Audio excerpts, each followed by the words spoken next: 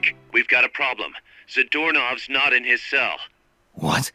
He must have used his prosthetic as a blowtorch to cut through the bars, but we've managed to narrow down his location using a transmitter we planted on him. I'm adding a new mission. Find the KGB agent Zadornov. What's up, ladies and gentlemen, and welcome back to my Let's Play walkthrough of Metal Gear Solid Spacewalker. As you just saw, we finally have a new main mission, so without further ado, let's do that and see where Zadornov has gone to. So without further ado, let's get started. I think this is a main op. I hope it is, and good thing is that my software has a feature where it just records in the background without saving anything to the hard drive, so that is good. One parts were produced from. Okay, a new plant has been built thanks to staff efforts. Good. Okay, he's been transported to whatever, sick bay, yeah. Okay, we got some new staff, of course. Okay, not yet, but we got new Metal Gear parts, so let's see if I can do anything. Main parts. Okay, Seek has been equipped, it looks like. Good. That is good, so now all I need to do is get some head parts, it looks like. Okay, so that's S, it looks like. S, okay, so I'm gonna be doing that after I do the main ops mission, because those to collect the parts for Metal Gear Seek, I have to redo some missions, so I'm gonna be doing that off screen, but for now I'm gonna be doing the main op, so let's do it. Okay, there's only one main op for now, and that is the search mission, so without further ado, let's get started. And bam! Snake, Zadornov has escaped custody. Find him. Don't worry, Cass, I will. Okay, briefing files, is anything I have to say? Nope, nobody wants to say anything. Missing prep. I don't think we need the rocket launchers now, do we? So let's get back the handgun, the tranquilizer gun, and I am going to get the tranquilizer sniper rifle also. Where is that puppy? There it is. And we can actually, wait a minute, let's see if I have any good great uniforms I could use. Nope. Let's see. Tuxedo. Black. I think I just went. Nope. That's okay. It's okay. Let's go all the way down and see if I've unlocked anything that I haven't seen yet. Battle sneaking suit. Will I have the shield? I hope not. Okay. Bam. Where's that pistol? There we have it. And let's see, where are my supply drops? There we have those. Stun grenade, smoke grenade, chaff grenade, we're gonna use that. That's actually all we need for now. Let's see, items. Of course we need the ration, that's of course. Spicy curry, for help, tortilla chips. What else can we use? Fulton recovery, of course. Let's use this also. Okay, got that out of the way. And that's actually all we need at the moment. Let's just take... yeah, let's take the cardboard box, and that's about it, I would say. Okay. And now we can begin.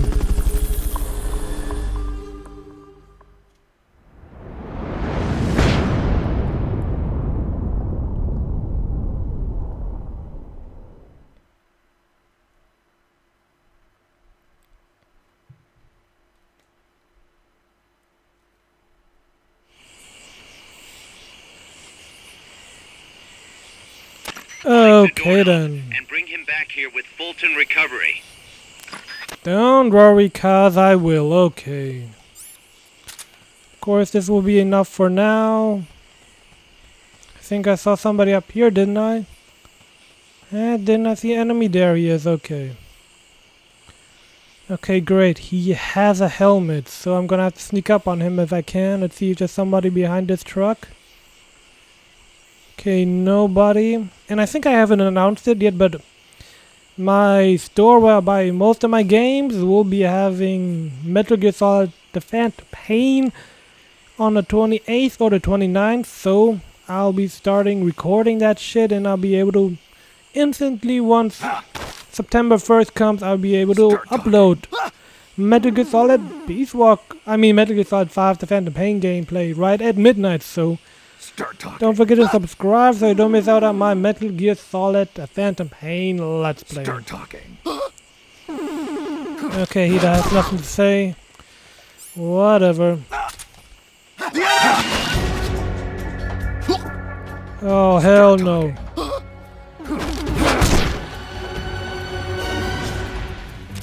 Should have done that a lot earlier.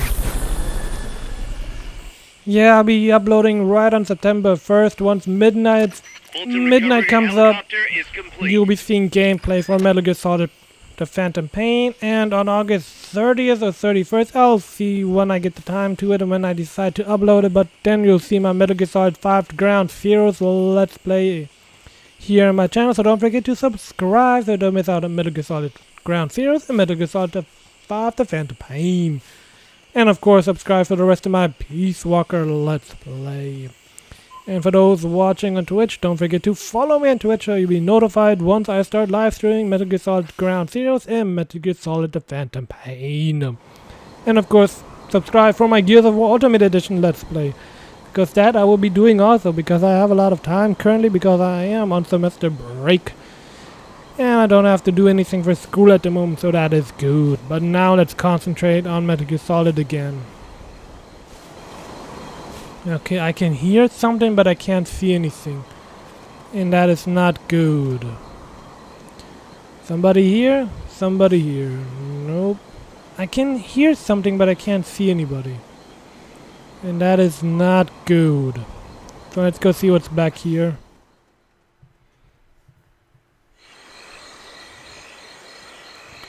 I would really like to know where this guy is hiding at. Okay. Whoopsie doo. Is that the only guy here? I think it is. So I should be able to sneak up on him. I hope. Come on, bro. Come on, Snake. And I'm almost there. God, you sucker. Start talking. No, don't! Start talking. I'll tell you what I know, just promise you'll let me go. Start talking. Start talking. In a swamp, okay, I know that. Freeze. Freeze, motherfucker, you coming with me, understood? Bam! All I have to do... Ah, there's another one. Okay, I did not see him. Fulton recovery subject confirmed onboard helicopter. Confirmed onboard helicopter. Whatever.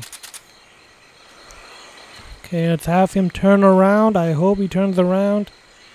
Yep, the AI isn't that great in this game, but those were limitations of the PSP, I guess, back then. Because in Metal Gear Solid 5 you would have seen me by now, or in the other console Metal Gear they would have seen me by now. So start talking! Ah, Chudo! Start talking.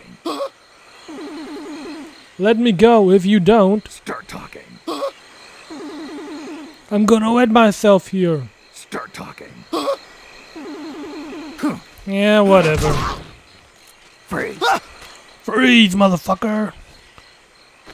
You come with me, bro, even though you're gonna wet yourself. I really don't care. I need some guys for backup. Okay. Let's see what's here.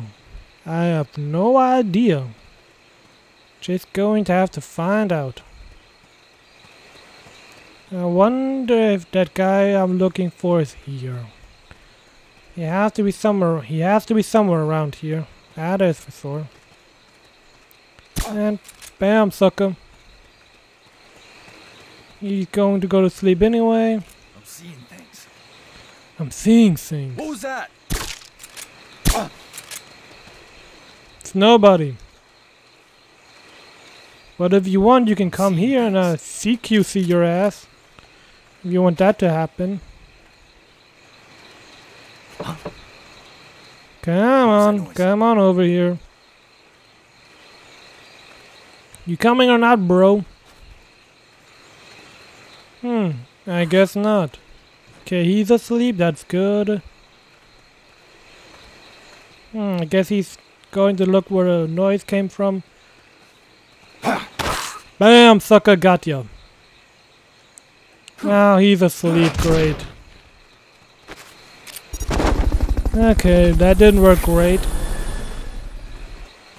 Guess I won't be knowing what he wanted, what he was going to say. Okay, the sneaking suit. I wonder if that actually helps with the footprints, with the foot noises. I guess it does. Okay. Start talking. Start talking. Please spare me. Start talking. I don't know anything. Start talking. I guess you don't. Okay. Okay, turn around, bro, and you coming with me. The only thing I need is one, as far as I know. I only need one, so everyone else I can Fulton, recover, and then I'm just gonna have to keep one for me. I mean, keep one for the main objective. Freeze. Freeze, motherfucker. Let's see what you have, bro. Now, what do we have here?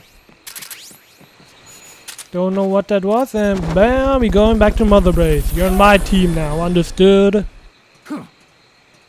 Let's see if somebody's up here. Fulton recovery subject confirmed onboard helicopter. Okay, good. Okay. There's prisoner. Okay, only got 4 more left. Gotta watch out that I don't use all of them. Okay then. It looks like there's nothing around here. Nope. Don't see anyone up there. Oh, let's go into the jungle, I guess. But I don't think there's gonna be anyone in the jungle, so that is a dead end. Yeah, that's going to be a dead end. I am sure of that.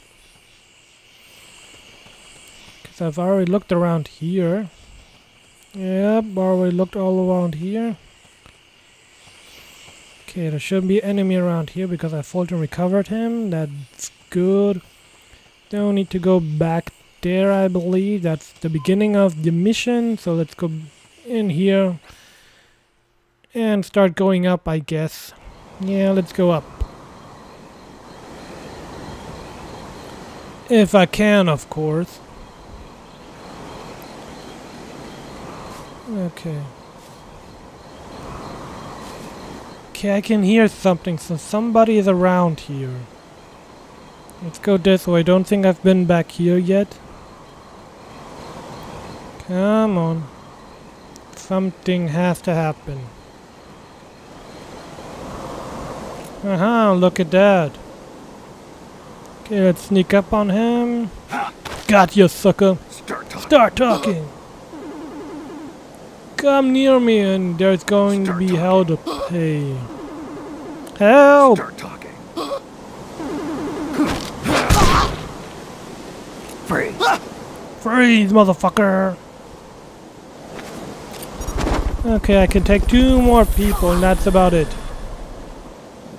And then I'm definitely going to have to start looking for him because I cannot find that sucker. Where is he? Okay, the swamp.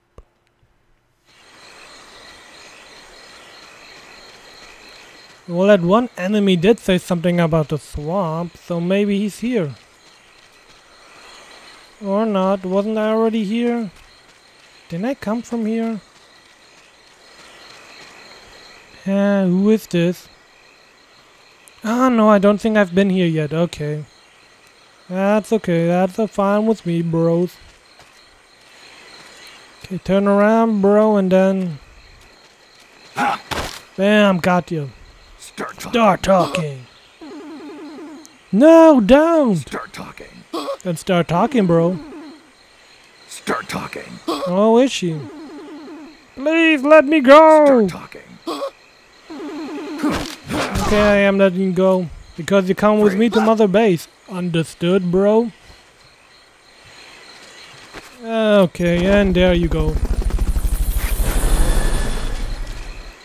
Okay, where's your partner? Where was your partner? Where did your partner go? Recovery helicopter is complete. Okay, there he is.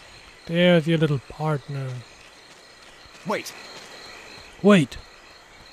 See? Look how stupid they are, really? You did not see me coming back here. Things. Can't be imagining things.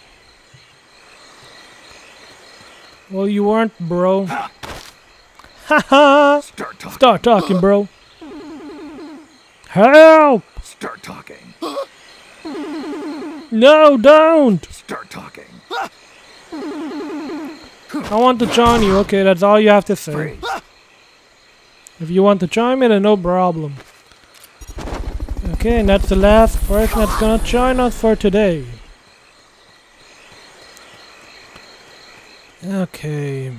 Now all I have to do is find that other bro that I'm mainly looking for. Where the hell is he?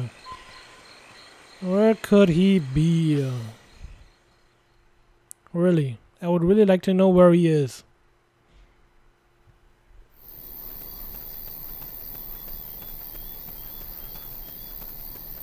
Okay, I never remember this place. Yep. I know this place. Okay, go to sleep, bro. Thank you. And now it's your turn to go to sleep. Okay. Okay, let's do some searching around here. I hope I can find him here. If not, then I'm definitely screwed. Ah, there he is. Got you, bro. Start talking. Damn. Damn it. Start talking. Damn. Start talking. Start talking. Then start talking. Okay. Start talking. Damn. Start talking. And start talking, bro. Is someone there? He's close. Try using recovery on him. Bam, sucker. Okay, you're done with that area. Head for the goal. Yeah, I'm trying to. Bam, sucker. Negative. We can't spare reinforcements out of sight till they've called off the alert. Okay, now just gotta stay out of sight until they call off the alert. Okay, come on. I hope that does it. No, not yet. I gotta go into green. Gotta get into green mode first, and then I can finally end the mission. It looks like we're almost there. Don't see anyone coming at the moment. Come in, HQ. Bam. There we have it. Mission complete. Piece of cake, right? Yeah, piece of cake.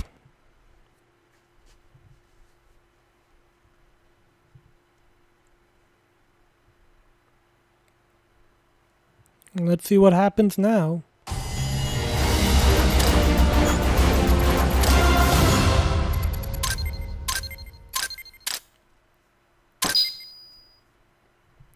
Rank B, not bad. Okay, 9, of course. Bam. Okay, good. Thank you. So, you found me. It wasn't hard. What are you up to anyway? Just going for a stroll. Kaz, I've got Zadornov, returning home. Acknowledge, Snake.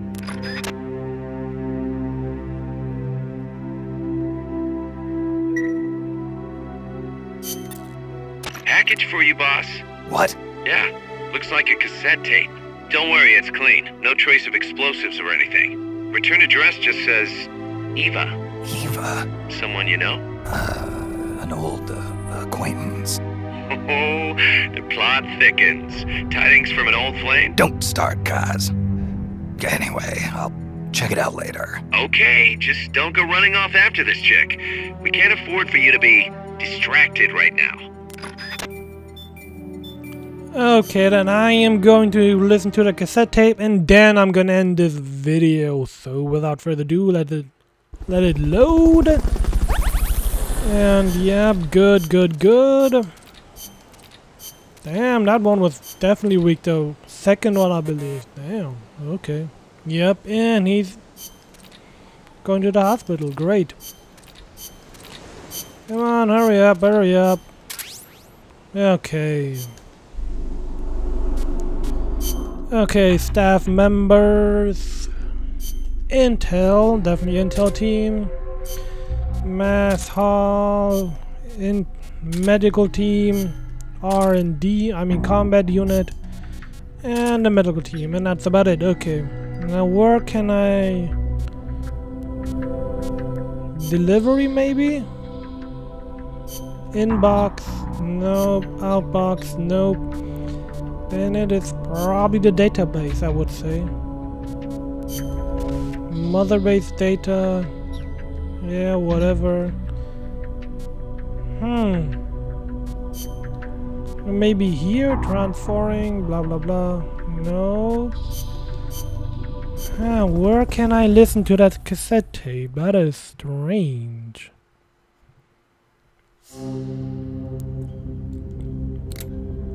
Oh, maybe here somewhere, I guess. Regions opening. Oh.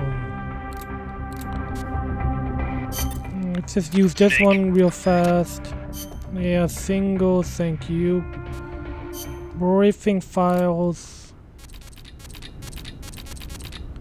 Data files. Yep, message from EVA, okay.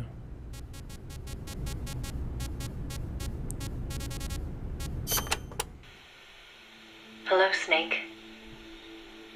It's been a while, hasn't it? I hear you've been causing quite the ruckus in Nicaragua.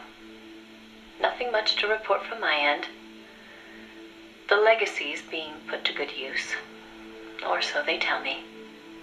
But enough with the small talk. There's something I need to tell you. You saw the photo that came with this tape, right? The boss gave that to me. 10 years ago. I'm sorry, I should have told you sooner. I probably should have told you right away. But sending it to you hasn't been an easy decision to make. It's taken me 10 years.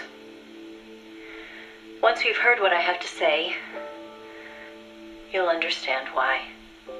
That photo belonged to her. I know what you're thinking. What does she have to do with this? You've probably seen it 100 times in the press already. Obviously, it's of the Mercury 7, the first group of American astronauts, the heroes of Project Mercury. But there were actually 8 people in that photo. One of them was edited out, erased, without a trace. That 8th astronaut, the one airbrushed out of existence, that was her, Snake. Now, why did they need to keep her existence a secret? What were they trying to hide? The answer goes back even further.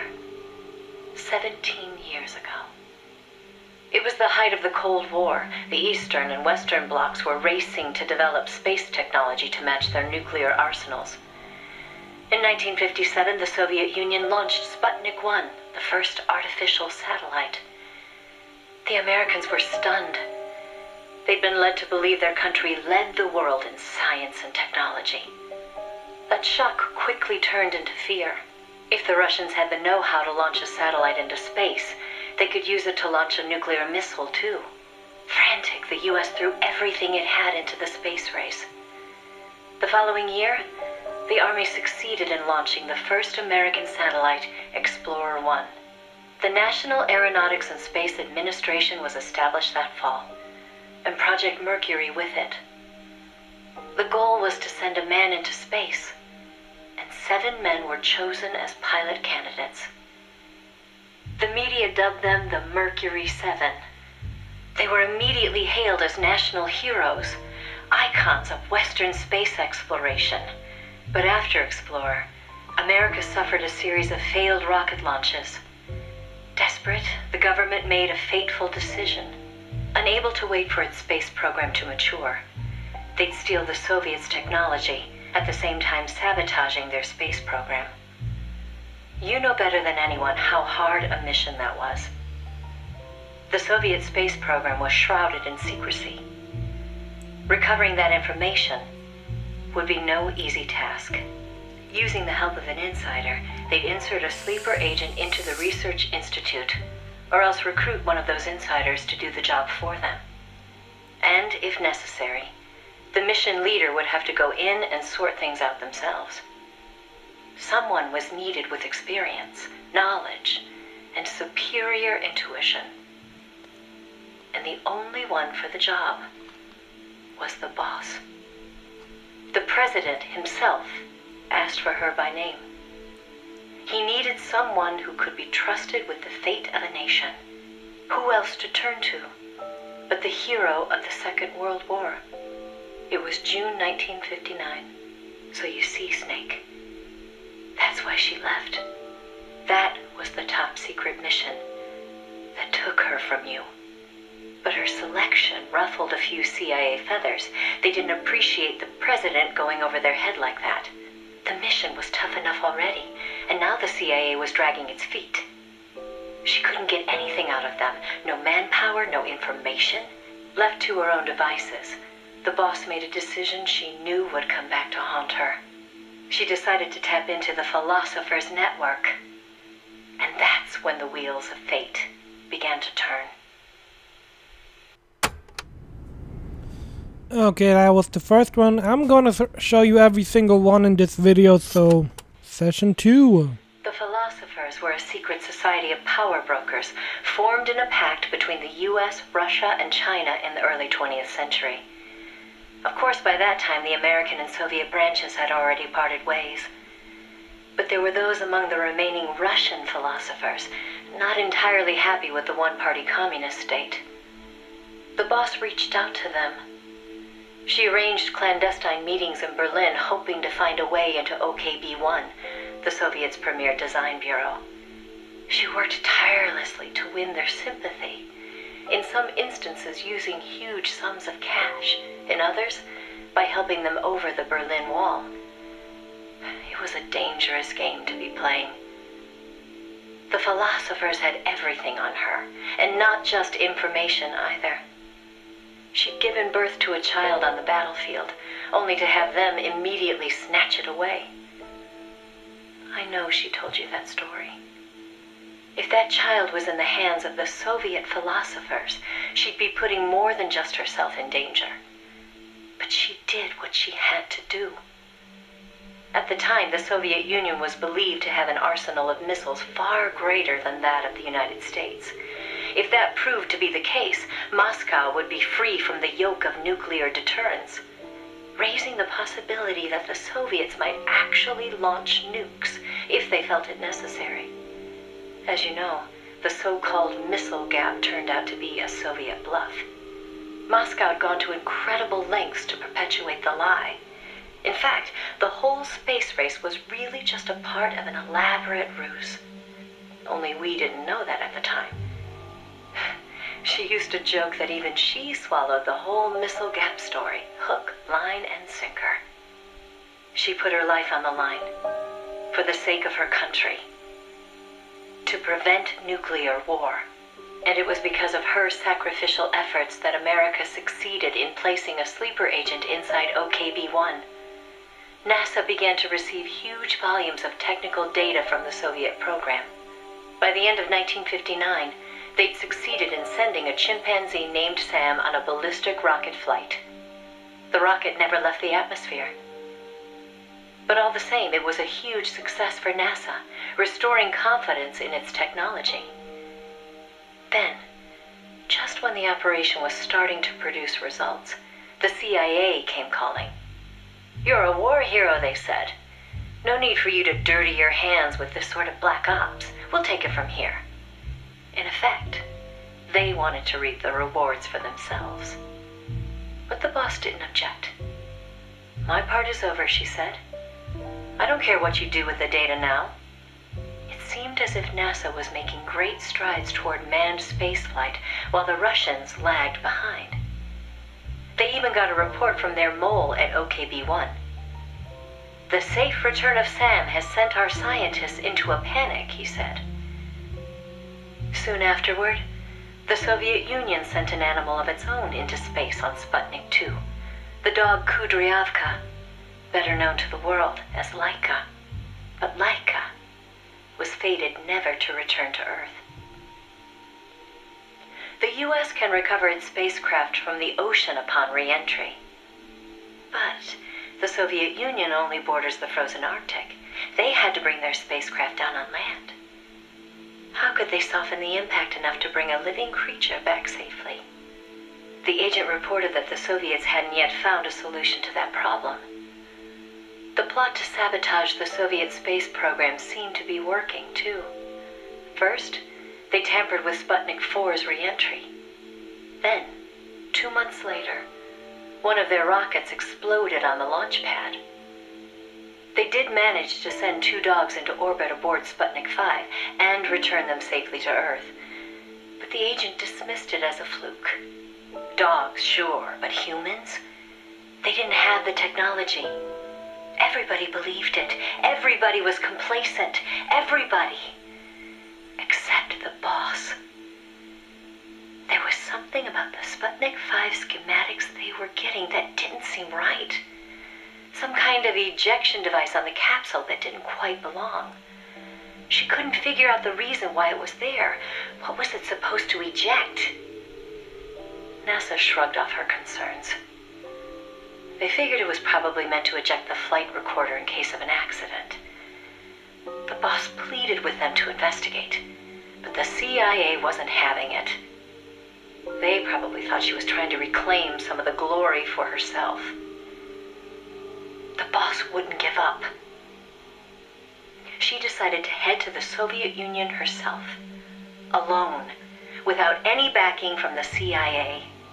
By the beginning of the next year, 1961, she'd succeeded in infiltrating OKB-1. That's when she saw the truth, for the first time.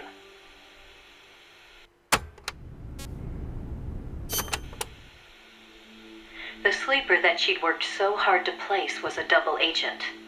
He'd been turned by the Soviets and was feeding the Americans lies. But what shocked the boss even more was why. The CIA's access agent had been taking a large cut of the sleeper's pay. The sleeper felt what little he was left with wasn't worth the risk. When he got a better offer from Moscow, he took it. At some point, the Americans' intelligence operation had become an open book to the Soviets. And contrary to what the sleeper had been reporting, the Soviets' manned spaceflight technology was quite advanced. It wasn't until she infiltrated OKB-1 herself that the boss learned the truth about Sputnik 5. After the spacecraft re-entered the atmosphere, it ejected the pilot, seat and all, at an altitude of 7,000 meters. It was the Soviet solution to the problem of land recovery. The mystery device attached to Sputnik 5 was for that purpose. The pilot would parachute down from that high altitude wearing a bulky spacesuit. Crazy, I know. The Soviets knew exactly how dangerous it was, of course. So much so that they gave Yuri Gagarin, the first man in space, a special 2-rank promotion before re-entry. Only Moscow could come up with this kind of plan. With total state control over information, they could easily pretend it never happened in the event of a failure. The boss passed the info on to NASA. It was their worst nightmare. The glory of mankind's first spaceflight was about to be stolen from them by the Soviet Union. It was Sputnik all over again. And the CIA was caught no less off guard.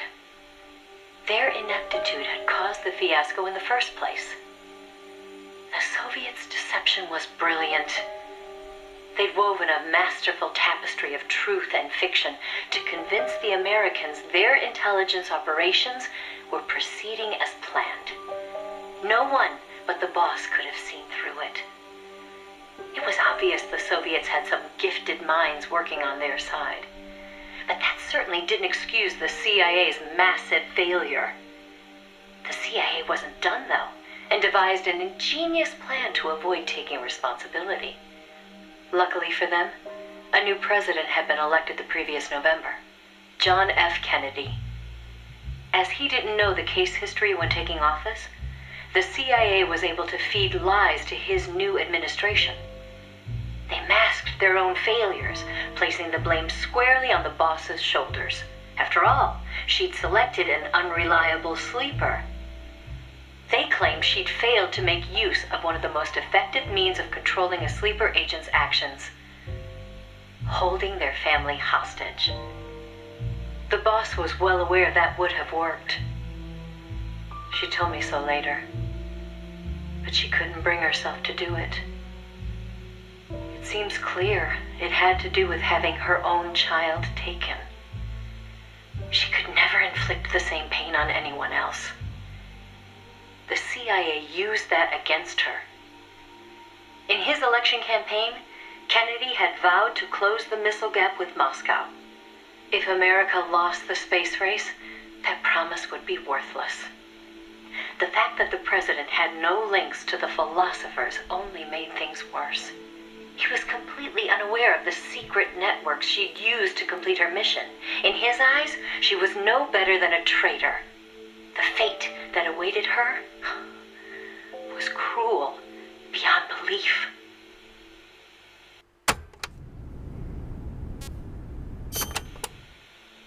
The order came down from above. The boss would take the official blame for the sleeper's betrayal. More so, she'd serve as the guinea pig for NASA's manned spaceflight program. By then, NASA had gotten as far as sending a chimp named Ham into space. Now came a whole battery of ground tests to pave the way for a human to take its place. High-G tests, zero-G tests, spacesuit tests, simulations in pressurized oxygen environments. Some of the tests were highly dangerous, too dangerous for the Mercury 7, who were by then already media darlings. So the boss was made to stand in for them. She could have refused the order, argued her side of the story against the CIA, but she didn't. The way she saw it, her military experience made her a potentially valuable asset to those tests. She felt it was her duty to accept. She soon proved herself right. The boss was more than just a guinea pig. She drew on her experience to give the staff focused advice exactly where it was needed. NASA's space program took off again. At the rate they were going, putting a man in space seemed within reach. The higher-ups at NASA were impressed with her talents. They took to calling her the 8th astronaut, the Mercury Lady. The photo I sent you was taken around that time. I suppose maybe they were planning to use it as propaganda, the world's first female astronaut. But then, just as things were looking up, they hit a new snag. The government told them to add a window. There were no windows in NASA's spacecraft back then. Ham never saw the stars around him. But Washington insisted. Their sources told them Soviet spaceships had windows. Space exploration as a form of propaganda in itself. After all, what was the point of sending a man into space if he couldn't tell the world what he'd seen? Most of all, though, they simply couldn't have the Russians doing something they couldn't. It was sheer madness, and everybody knew it. NASA was already facing impossible deadlines. Now they were adding yet another element of uncertainty to the mix. Installing a window would both weaken the spacecraft and make it harder to shield the occupant from cosmic rays. They weren't about to put their Mercury 7 golden boys in that kind of danger. So the boss was chosen as the pilot instead. Even if she made it up into space, she was given less than a 20% chance of returning to Earth alive. But she took it in stride, even helping them make the necessary design changes to the Mercury capsule. It was like going to work every day at NASA to make her own coffin. Then, without warning, the US received intelligence that the Soviets had moved their Vostok spacecraft to the launch site. The launch was set for the following day, April 12th, 1961.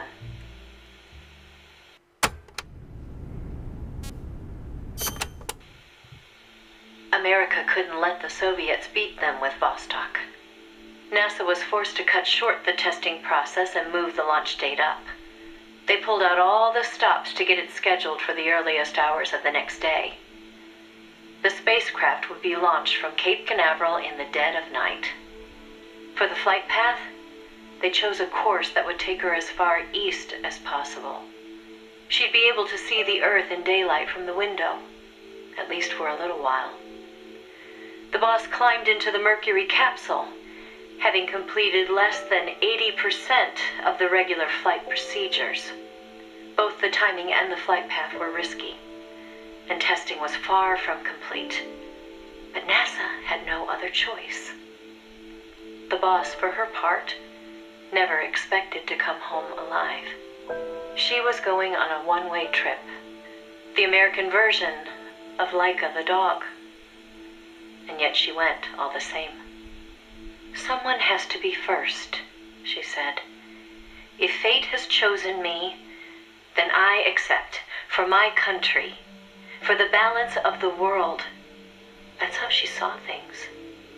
My chances may be slim, but I'll take them. I've accepted my fate. If anyone can get through this, I can. Then, on April 12th at 1:30 in the morning, the boss entered space. It was nothing short of a miracle. First, that she'd made it in an incomplete spacecraft. And second, that her flight coincided almost exactly with Gagarin's.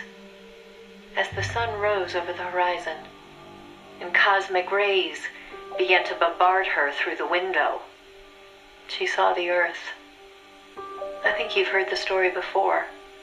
It was a world without borders, a perfect jewel. All nations, all ideologies. They seemed so far away. It almost made her laugh, knowing that they'd risked so much to beat the Soviets by a few short minutes. If she'd seen Vostok from her window, she probably would have waved.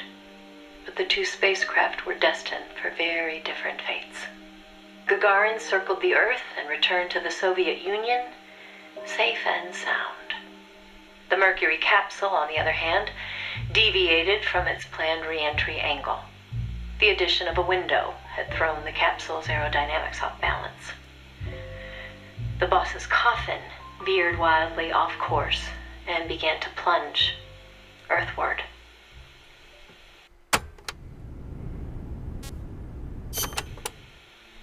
The course deviation caused the capsule to miss its splashdown point by a wide margin. It didn't have enough time to decelerate before crashing into the sea. The force of the impact shattered the spacecraft before it started to sink like a stone. The boss used the last of her strength to escape to the surface. Her body was covered in bruises and scorched by radiation. It was a miracle she was still alive. She slipped into a coma and didn't regain consciousness for 6 months. To some, what was worst of all was that she had lost the space race to Gagarin by only a few minutes. That aside, it should have been a proud day for America. Its first manned spaceflight Sadly, her accomplishment was kept out of the history books. An attempt to save face by Washington. In contrast to Gagarin's orbital flight, America had only managed a ballistic trajectory. Her flight time was much shorter, too.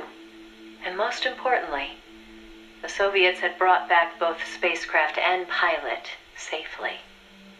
NASA couldn't even conjure up a half-hearted tale of heroic survival. The coup de grace, though, was the Soviet propaganda campaign that kicked into gear after the flight. The Earth was blue. Those were the words of Gagarin on his return, and the whole world was listening. In the blink of an eye, Gagarin was an international celebrity, earning accolades from every corner. It was a PR coup for the Soviet Union.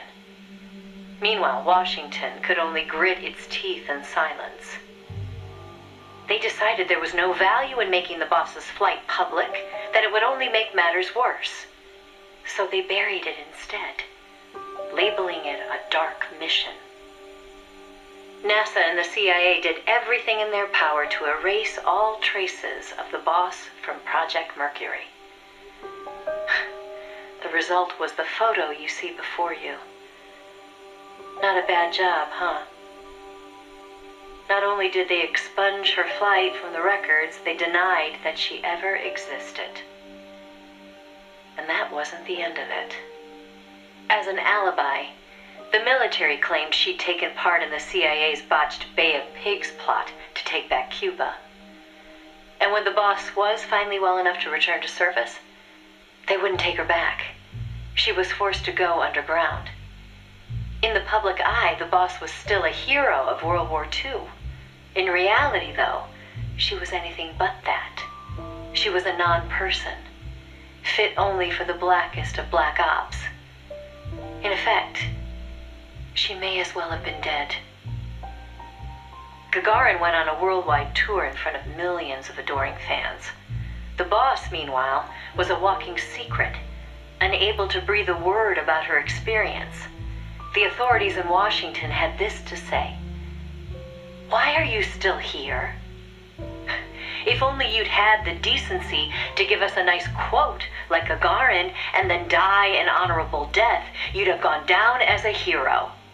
3 weeks later, on May 5th, Alan Shepard, one of the Mercury 7, made his own ballistic flight. They sure didn't try to cover up his achievement. Of course, he owed his success to the lessons learned from the boss's tragedy. Before sending Gagarin up into space, the Soviets had used a mannequin called Ivan Ivanovich to test the landing procedure, which would make the boss America's version of a crash test dummy. But she didn't care. "I'm happy to be the dummy," she said, "if it'll help the project succeed.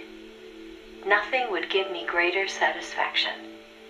And that still wasn't the end of it. The boss had worked through the anti-Moscow faction of the Soviet Union's philosophers to place the sleeper agent, and at some point, the Soviets found out about it. Yet the Americans remained oblivious to the end. Even the philosopher network the boss plugged into never tipped them off to the double cross. That could only mean one of two things. Either the pro-Moscow philosophers had intervened, or the anti-Moscow philosophers had been turned. Either way, it was a situation their American counterparts couldn't stand. To preserve the philosopher's good name, and to repay her debt, so to speak, the boss once again made her way into the Soviet Union. There, she found herself face to face with the Soviets' own agent.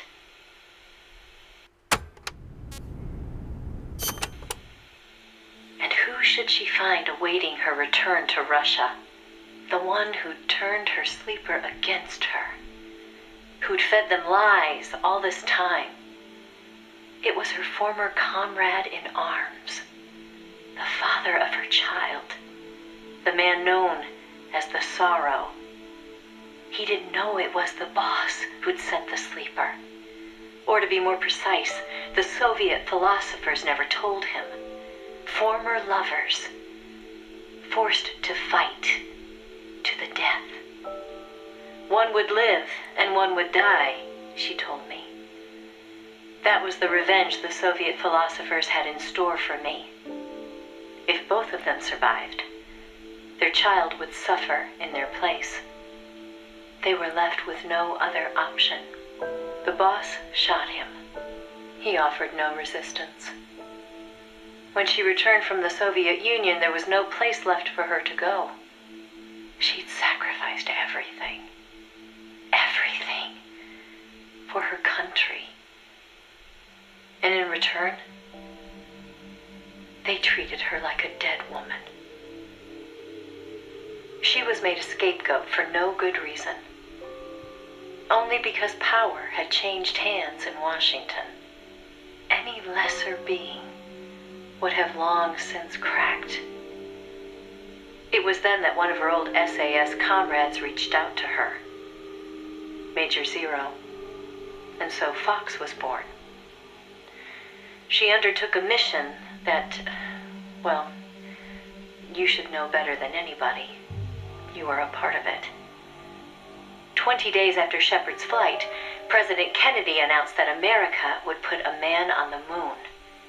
Without the intelligence the boss obtained, America's space program would never have caught up.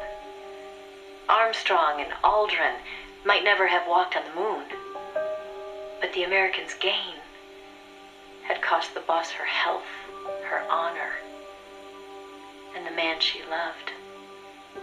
The word tragedy doesn't even begin to describe what she endured. The Soviets continued their manned space flights, and in 1963, Valentina Tereshkova became the so-called first woman in space.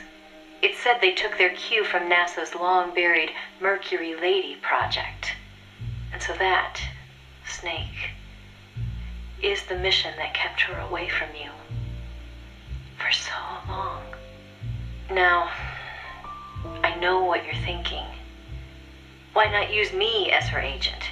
She knew I'd never even think of betraying her. I think it's because she didn't want to drag you into it. She probably knew what was going to happen. To complete the mission, she'd have to turn to the philosophers, and once she did that, whatever came of it, there'd be a price to pay.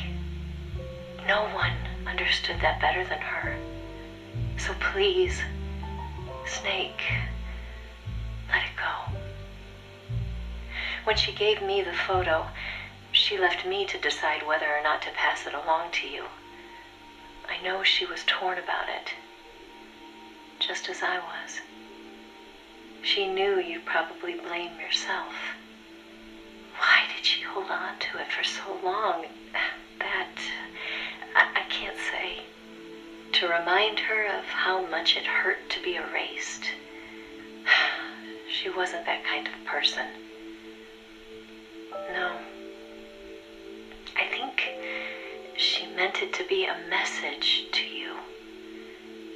She had her identity, her life, taken away.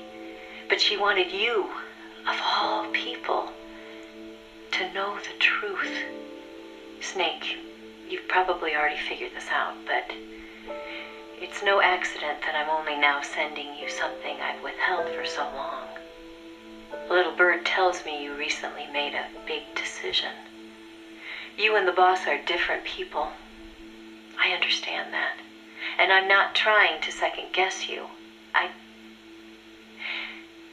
simply wanted you to know what she saw, how she felt. That's all. Keep it with you, Snake. Keep it deep inside. Don't ever forget the path she took. Because you and I are the only people on this earth who know the truth.